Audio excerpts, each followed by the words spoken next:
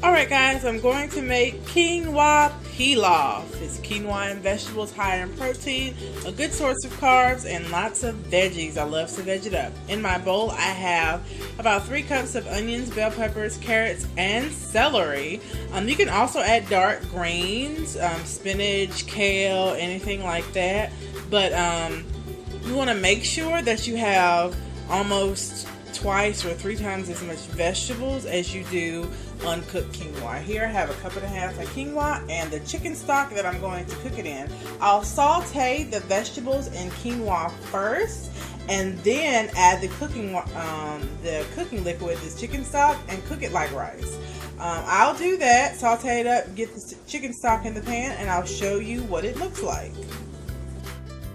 Okay, so we have the veggies in the pan with the quinoa. I'll saute this for about 5 to 7 minutes. It doesn't look like a whole lot of quinoa now, but I promise you, quinoa quadruples in size. If you don't add enough veggies, it'll look like you have herbs instead of a pilaf. But make sure you rinse your quinoa first. It is a headache. What I normally do is rinse it in this little strainer. This strainer holds a half a cup, so if I do it 3 times, I have a cup and a half. Otherwise, it'll get absolutely everywhere if you do it in a bigger one, and I just turn the water on really, really low and let it rinse and drain in there. But this will go for another 5 minutes. I'll add the chicken stock, cook it, and show you what it looks like.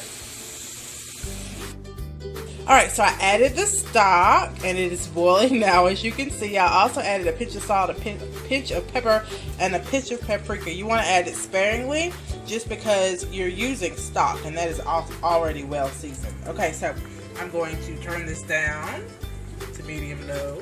Set the timer for 20 minutes. You always want to set the timer after it boils, and then I'm going to put a lid on it and check on it in 20 minutes. It should be done.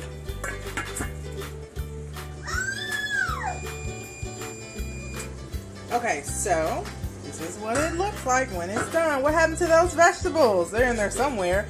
At this point, I'm going to turn it off. If I wanted to add some dark greens, what I would do is chop them up and add them in now, turn the pot off, and then put the lid on and just let it sit in there in the hot quinoa for a little while.